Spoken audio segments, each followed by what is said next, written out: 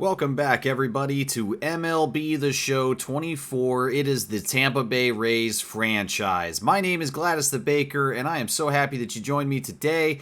We are sitting at the top of the AL East at 9-6, 8-2 in our last 10. Some early success now as we've turned our series around, but we've been plagued by injuries. So, with Jose Caballero out, we are left shorthanded in the infield. He's primarily a shortstop with some good secondary positions, but he was a great fielder I was relying on. So now the question becomes, who is the replacement? Down in the minor leagues, we've got guys like Junior Caminero, who looks very promising with a decent overall at 20, A potential, and good fielding numbers. Could be him at some point. We also have to take a look at a guy like Jonathan Aranda, who has a plethora of secondary positions and could be a call-up possibility. He's got very good defensive numbers, and let's take a look at how he is offensively. A 318 average, 375 OBP, and 409 slugging, over 44 at-bats. That's not bad at all. So while we've looked down in the minor league system as a potential fix for Caballero's position, we have to look closer at home here on the major league level and look at a guy like Taylor Walls, who can come off a bench and play shortstop. But he's been extremely unreliable. Despite the good defensive ratings, he's had no offense. So what do we do now? With Cabby out for months, I wanted to take a look at the free agency list and try to find somebody, maybe also to pad some of the other secondary positions that I was looking for, like first base. So I'm looking through infielders, and most of these guys seem to have been aging out, and that's why they're free agents now. So any decent infielder seems to have been left behind or signed. So at this point, I'm not sure if we have a great option as far as replacing Caballero. It's definitely not Taylor Walls. So then what do? I don't want to waste a call-up to one of the younger guys and potentially derail their progress and development. So then let's take a look at the trade block and see active players. Who is out there that teams are interested in trading for? And I found Garrett Hampson. Looking at him, you can see he's got good fielding numbers, great speed. Look at the average OBP and slugging this year. They are all poised to have a record year for him. He's currently with Kansas City, and he plays nearly every position, everything except first base and catcher. So looking at his card, he's got high contact, decent vision, discipline, and clutch. He's not going to hit for power, but he can field. He's fast, he's getting on base, and right now he's doing everything at a higher rate than we've ever seen in his career. So I'm extremely interested in Garrett Hampson.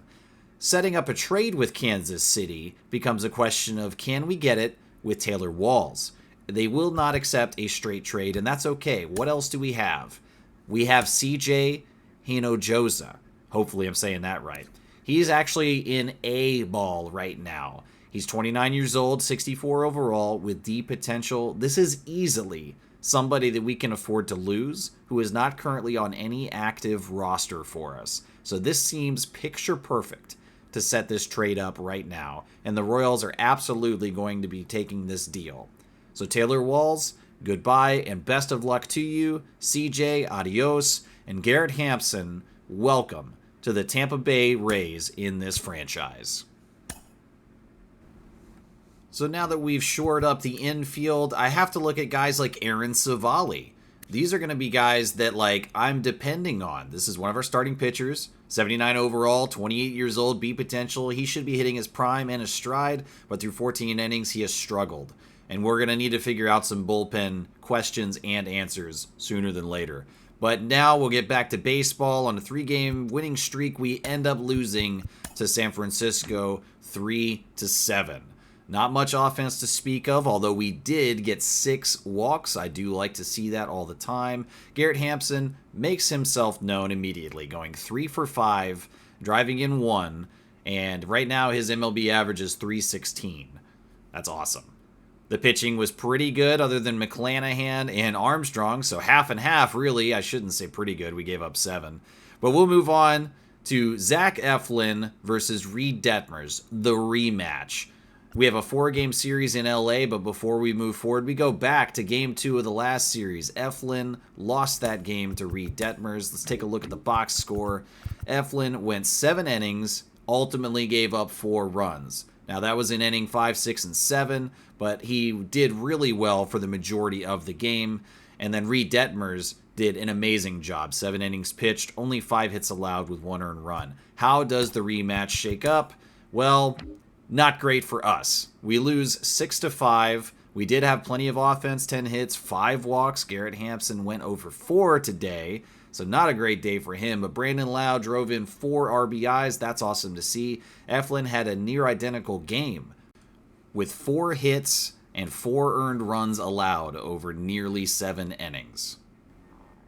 Reed Detmers, meanwhile, did not have a similarly successful day. He got 3 earned runs over 4 1/3 and was taken out. Still gets a great game in the books, but the rematch does not go our way. How does game 2 go? No, an even worse loss, 5-1, and Aaron Savali takes that loss. Looking at the box score, we've only gotten 4 hits and 1 walk, so very, very much a low offensive output day, nearly not even there at all. Savali did pitch a good game. Phil Maton ended up giving up a lot of runs. It was ultimately the clutch loss for us. So we will move to game 3, doing a quick manage with Jeffrey Springs, who has been very good. His ERA is 2.45 after that out. But Hicks gets a single. Brandon Drury gets a single behind him. And so now Springs has got 2 outs with Logan O'Hoppe flying out, and he does get out of the first.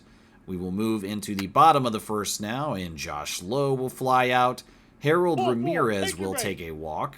Yandy Diaz behind him will single. So now a man on first and second for Izak, who will strike out, and then Arozarena is now up. And he has been so hot that I want to pop into this game right now and take a look at what's going to happen. Arozarena is hitting .333 right now, more than 2 weeks into the season. I am very pleased with the output that Randy has been able to give us, as he will lift that one into left field and ultimately strand those 2 base runners, unfortunately for us. We will move forward a little bit to the top of the 3rd inning. Jeffrey Springs has managed to get through 2. He will strike out the first batter he faces, but then hit Luis Rengifo. Aaron Hicks is going to be up now, and he will triple and drive in Rengifo. So Los Angeles takes the lead in the top of the 3rd.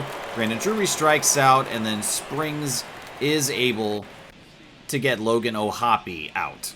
We move on to the top of the 5th now, resuming play in the middle innings. Strikeout and a ground out starts well for Springs, but then Rengifo with a solo home run to increase Los Angeles' lead 2-0. Hicks with a single, so they're not done yet, but we get out number 3. We will skip even further now to top 7. Springs has been really good, minus the 2 scores that he's had against him, so I left him in the game, and now we've got 2 men on with 1 out. I am going to make a pitching change very shortly, but I want to see if he can get out of this moment. He's only thrown 89 pitches. So far, he's been very good throughout the season in these clutch moments, so I wanted to see how he would handle it in what I would consider a relatively low-stakes game. We are in the early part of the season. We can take a little bit of chances, and I think it's a good test early on to see how these pitchers will hold up. And look at that double play. What just happened? We're going to rewind the tape here. Play it back for me, fellas. We get the toss over to second, and then what? The full tumble? No way. Look at him. Face in the dirt to throw that to first and complete the double play. Unbelievable. I am taking a look at Colin Pache as the switch, the substitution here, because he has not played much for us, and the only way it seems like he will get playtime is for us to initiate that change. So I will put him in the game in the top of the 8th here. We are down by 1, and he will get the first 2 out quickly. Logan O'Hoppe will get a single, and then Pache faces Mickey Moniak, who will get out on a fielder's choice. Bottom of the 8th now, and a Rosarena leads off. Los Angeles with a pitching change to Carlos Estevez. And a Rosarena will take a walk. I am going to have him steal second at some point this year. I want it to happen, but it's not now. Brandon Lau will walk behind him, and we will pinch run in this situation for our new acquisition, Garrett Hampson. He's got great speed at 92. So putting him on the base is something I am very much looking forward to. I would love for him to steal some bases too. That'd be great. I love aggressive base running. So Garrett Hampson comes in. We've got speed on the bag, nobody out, and Jose Siri up to the plate, who has also been extremely consistent. But this time he will strike out. Estevez gets the better of him. So now there's one away, 2 men on. Just challenged him, blew it right past him. Just couldn't make up that timing. Swing and a miss. So we move on to Ahmed Rosario now. Batting out of the 8th spot, he's 0 for 3 on the day. Contact is made, and that goes to right field. And that will drive in the run. So Rosario has tied it on the RBI single. Men on the corners now, still 1 away. Love the sound of that crack of the bat. And that is in the perfect spot to drive home that run. Look at him, he's pumped. So are we. Los Angeles is going to call in Luis Garcia now, who has only recorded a single out through a couple weeks of baseball. Maybe it's the matchup, I don't know, but it's a righty-lefty split. Francisco Mejia is up. I think Mejia is how you say it. I think I decided on that earlier. I need to maintain confidence on these pronunciations. At some point, I just need to sleep in the bed that I've made as far as how I'm pronouncing these. So Mejia, I will say it that way. He gives a bunt, and that goes over almost a second, runs it out, but can't quite get there. Meanwhile, that sacrifice works, and we are now ahead 3-2. Love seeing some unorthodox small ball, but what's this? It's Fatty. I got a notification. What's up, buddy? So a man in scoring position still now for Josh Lowe. Garcia is behind 1-0, but evens it 1-1 with that slider, low and away. Pun intended on low and away. So it's 1-1. Still in scoring position, but there is 2 outs, so it's got to be a hit. It's got to be something in the gap. And Lowe will do exactly that. A line drive into right field, and because we made the substitution, he is home safe. You love to see it. 4-2 now here in the late innings versus LA. And not having to rely on the power is a nice feather in the hat. So Harold Ramirez is here now, 1 for 3 on the day. 2 outs, and what's this? He's going for it. Safe at second base. That is awesome. How fast did he get up to? StatCast gives us a max speed of 19.12 miles an hour for Josh Lowe. Very quick pop time by the catcher, but second is ours. And Ramirez will get underneath that one and pop it up to short. And we are out of the 8th inning, but we do now have the lead 4-2. And it's closing time. You know who it's going to be. That's Fairbanks. He will trot over, and there's the graphic up there. It is officially closing time for Pete. And let's see if we can close this one out without too much drama, shall we? He's 4 for 5 in his save opportunities. Currently ahead 1-2 against Anthony Rendon, who is 0 for 3 on the day. Fairbanks delivers. Gets him with a fastball low and inside at 99 miles an hour. A perfect location. And now this guy, Matt Thais. I think it is Thais. I need to look up a pronunciation graphic. I don't know. But he line drives to right field in the gap, and that will be a 2-out double. Just when we thought that we were out of it, Thais comes back and delivers a double. And here's the replay. That sound is so good. Is there a better sound out there than the crack of the bat? I just can't get enough of it. For a while there, I actually had that as my phone's notification sound. Oh no, but here comes trouble. Los Angeles is calling in the big guns. Mike Trout, batting .391. I'm nervous, I can't even say the name. Come on, Pete. Ball one. Misses 100 miles an hour up above the zone. How is Pete going to play against Trout here? What's the strategy? We went up with the first one. Pitch number 2 comes through even higher, it looks like, at 99, though. Mike Trout on a 16-game hitting streak. Certainly intimidating here, and Pete's behind 2-0, and that does not help my nerves. Wow, that would made me really nervous. Luckily, Trout did not square it up right, so it's 2-1 now. Fairbanks delivering the 2-1 pitch. Swing and a miss on the circle change. He fooled him on the timing and away. So it's 2-2. Los Angeles down to their final strike. Pete Fairbanks going to stand tall and deliver. And he gets it by him at 98 miles an hour. That is a save in the books against one of the scariest figures in baseball. Mike Trout is sat down, and the Rays will take the victory here 4-2 against LA.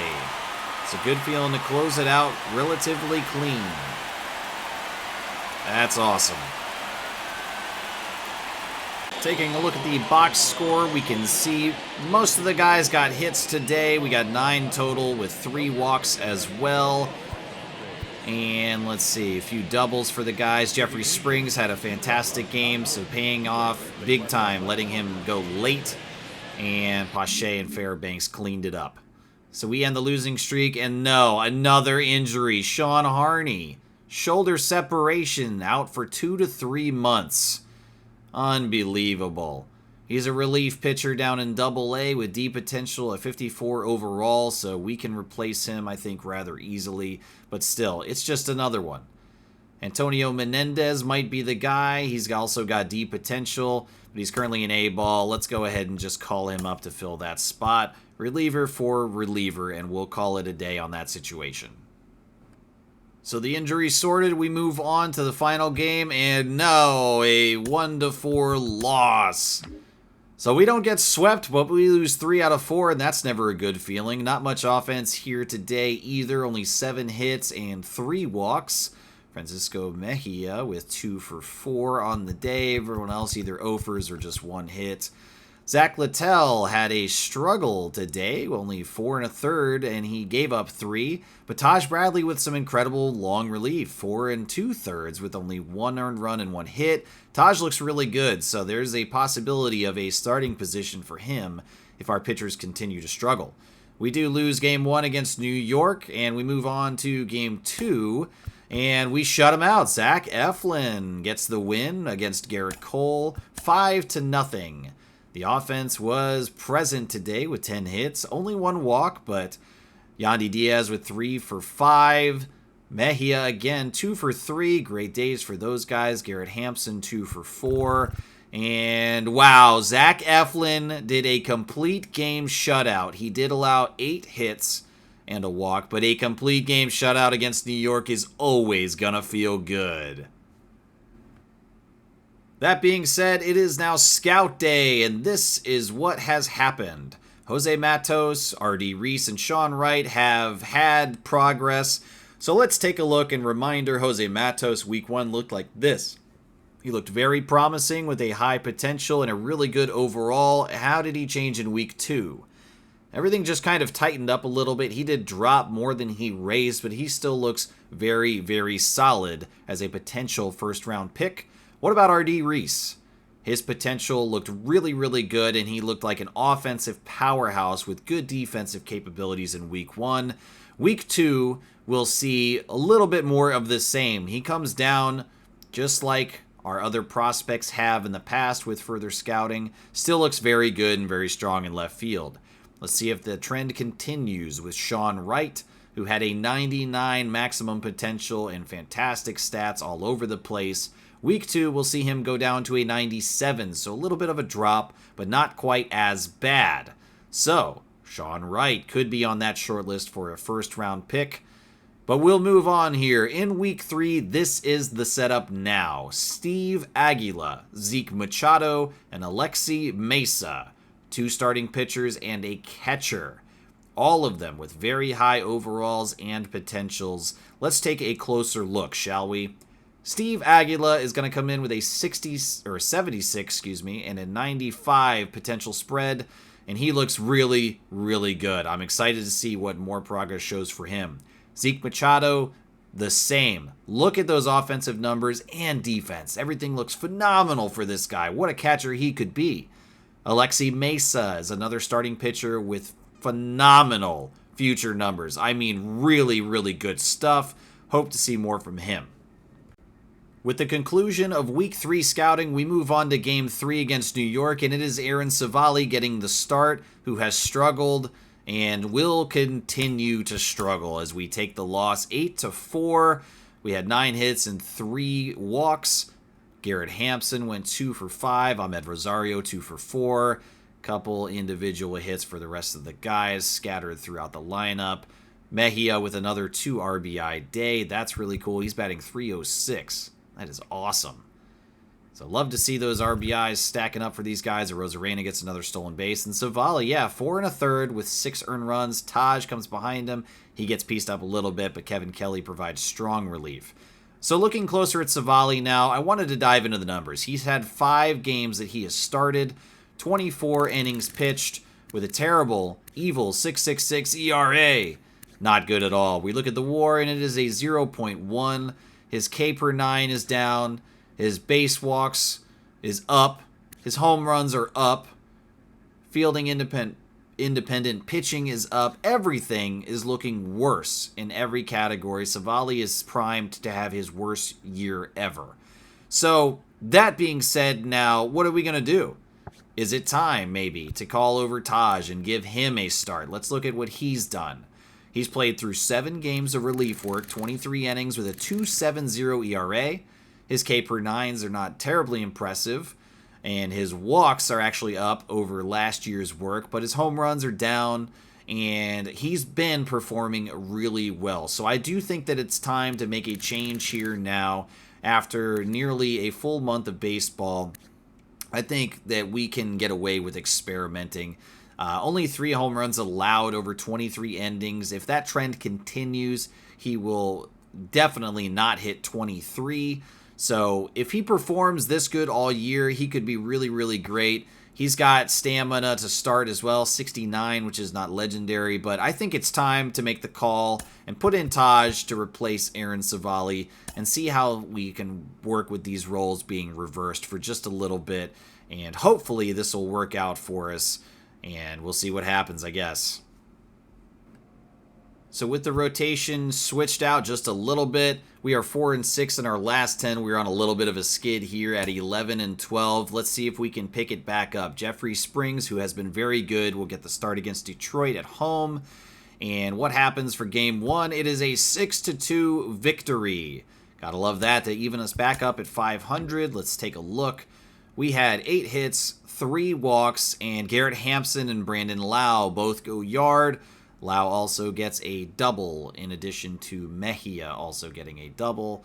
So love to see the production there. RBIs all over the place. Wasn't a powerhouse day at the plate, but the guys did just enough. Jeffrey Springs had an awesome game though. 8 innings pitched, only 5 hits allowed with 2 earned runs, and Phil Maton comes in as cleanup. It's not a safe situation because there's a 4-run difference, but Maton closes it out anyways. So happy to see that.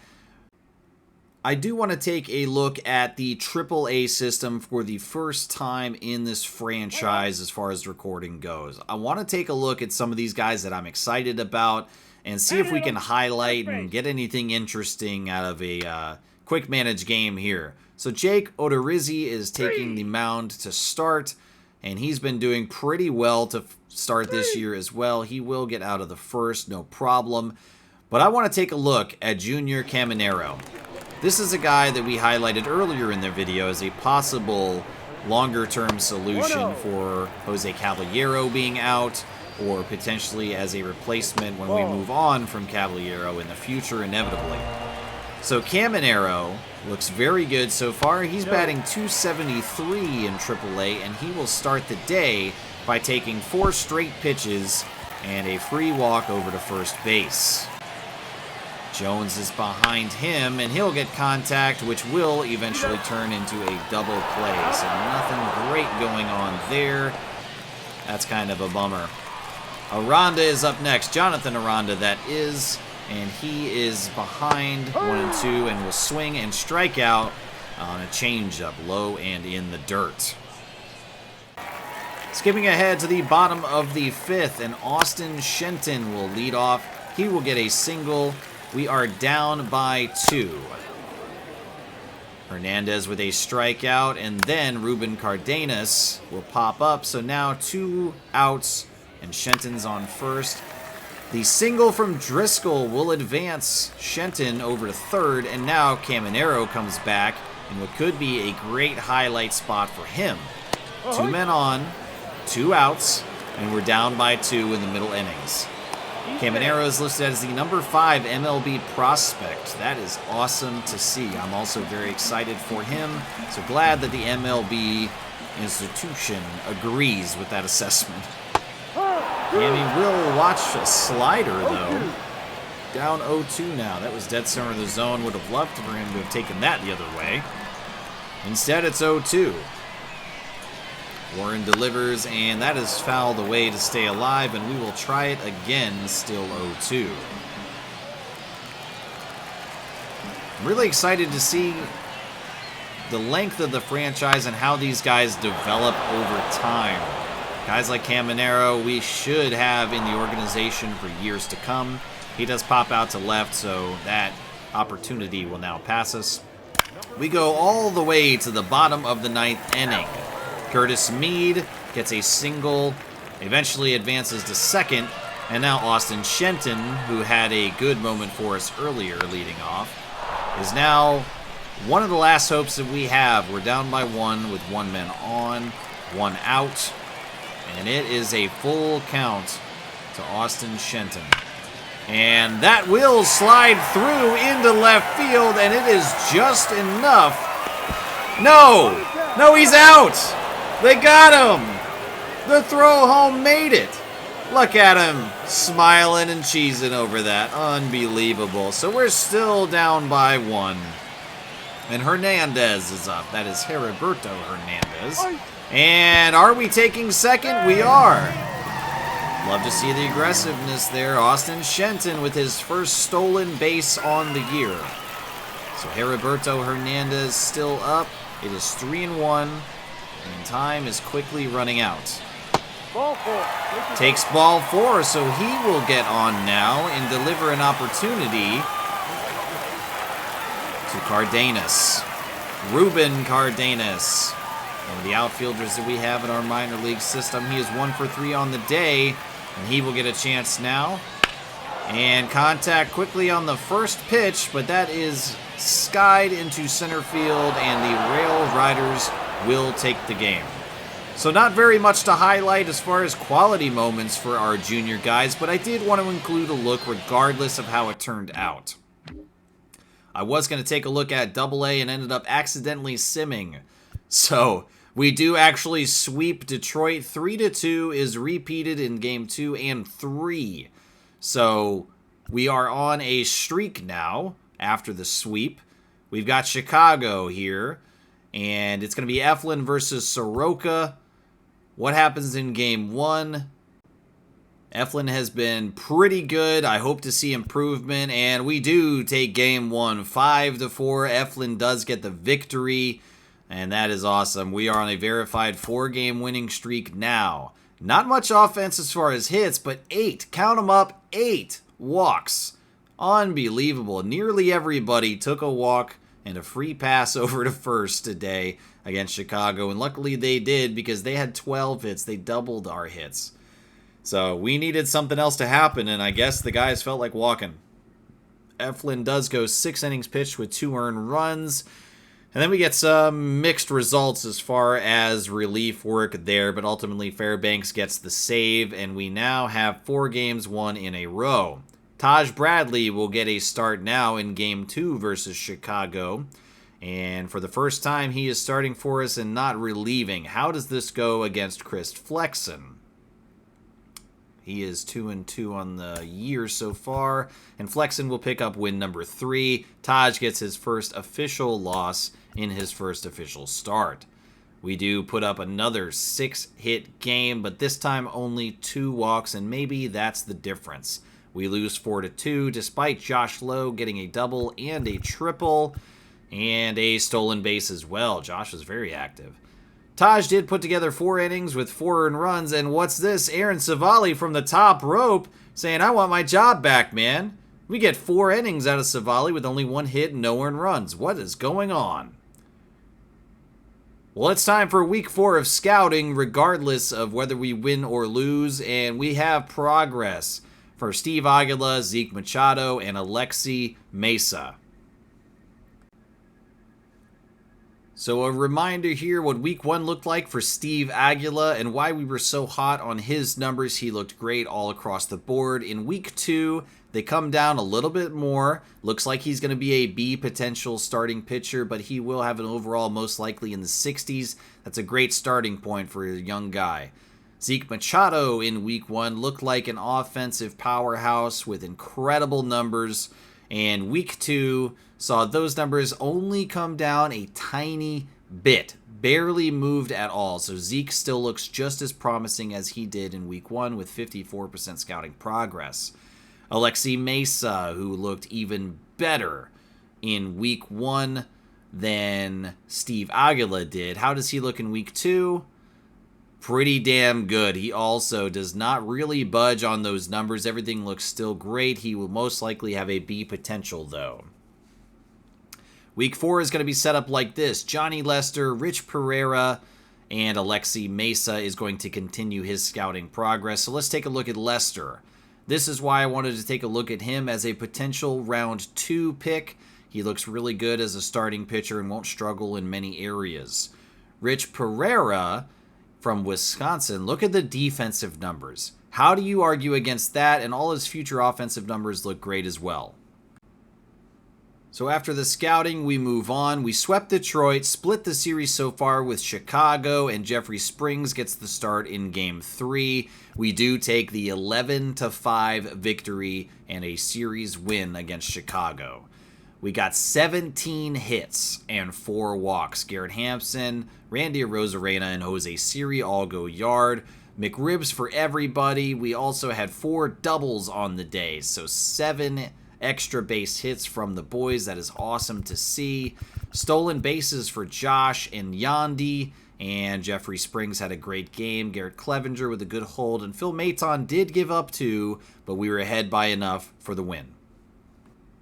So a sweep and a series win will propel us now into Milwaukee, who is 12-16 on the year, and we will lose Game 1 2-5. Aaron Savali is credited with the loss on this one. Not too much offense. We had 9 hits, which I'll definitely take, but only 1 walk. A couple extra base hits, and not too much happening offensively. Did have an error by Mejia. Couple more stolen bases for Lau and Arozarena. No, that's Lowe. Damn it. It's been a while since I did that. Not bad pitching except for Savali. We'll move on to Game 2, and it's now time for Shane McClanahan, who's having an okay year so far, and we do win in Game 2, although Pete Fairbanks is credited with the win. Only 5 hits, but another lopsided walk day. 7 walks for the guys. That's pretty incredible. And I also want to highlight that Garrett Hampson is batting .285 now after some more play time, so still doing very well, and he had a stolen base today. McClanahan had a great game, 6 innings pitched with 1 earned run, and then good relief up until we get to Fairbanks, who did allow 1 in, but because of that, he gets credited with the win. And I want to take a look now at some of the leaders as far as our position players first, Home runs, we have Isaac Paredes, who we have not really talked about very much, so a surprising home run leader there. Rosarena's behind him with 6, and Brandon Lau with 5 in third place. For RBIs, it is Jose Siri. That's one I am not very surprised about, but Rosarena is on his heels with 19. What about stolen bases? Rosarena is the leader with 6. I actually expected Josh Lowe to be leading that category, and he is behind him with 5. Rosarena leads the average category as well, though he is tied with Rosario, and then Yandy is a 0-0-1 behind him right there. Garrett Hampson with 286 following in 4th. For OBP, Randy is again the leader. You're noticing a trend here, I'm sure. But Brandon Lau has got an OBP of 404, which I'm very happy about as well. I'm a big OBP guy. I love that stat. For slugging, Rosarena is again the leader, and he will also be the leader for the OPS. But Brandon Lau having a much better year so far than I expected out of him. I actually expected a lot more production out of Josh, but Brandon is taking up the mantle offensively. What about errors? Who's not doing great? Sorting by fielding percentage gives me Isaac as the lowest active player that has fielding chances, I guess. Harold Ramirez does not because he's been DHing for us. So Isaac has been the most unreliable defender. Randy has the highest WAR, and Garrett Hampson, the recent acquisition, with a 1.2 in second place. And surprisingly, again, here we go, Josh Lowe with the lowest WAR on the team, a negative 0.5, and Harold Ramirez with a negative 0.2. We'll move over to pitchers and take a look at who's done the most for us, and Zach Eflin is leading the innings pitched with 40. Jeffrey Springs right behind him, and McClanahan close by as well. As far as strikeouts, it is McClanahan by a decent margin. He's 5 ahead of Springs. For ERA, the best active pitcher that we've got with a decent amount of innings pitched is going to be Kevin Kelly, 19 innings pitched with a sub-1 ERA and whip. That is awesome. I did not expect that out of Kelly, but he's been doing great. Clevenger also deserves all the flowers right now with a 1.13 ERA, but Jeffrey Springs is the lowest ERA starter that we have right now, so I'm incredibly happy to have him on the roster. That is great. Quality starts are going to go to Shane McClanahan with 5 over his 37 innings pitched and solid 3.58 ERA. McClanahan has been kind of an unsung hero, another guy that we've not talked about very much. I do want to take a look at the WAR, and surprisingly, the pitchers do not seem to be contributing to the wins so far. Jeffrey Springs is the highest one with just a single win above replacement, although Sean Armstrong is one of the only negative guys, as well as Jason Adam. Everybody else has been pretty much a net negative or not really relevant, let me say that. We do take another victory against Milwaukee here, and that comes with a tune of 11 hits and 4 walks. Josh Lowe gets a triple, and Brandon Lau gets a double. And pitching-wise, we have Zach Eflin going 7 innings pitched with 3 earned runs. Kevin Kelly does give up 2, and Fairbanks closes it out.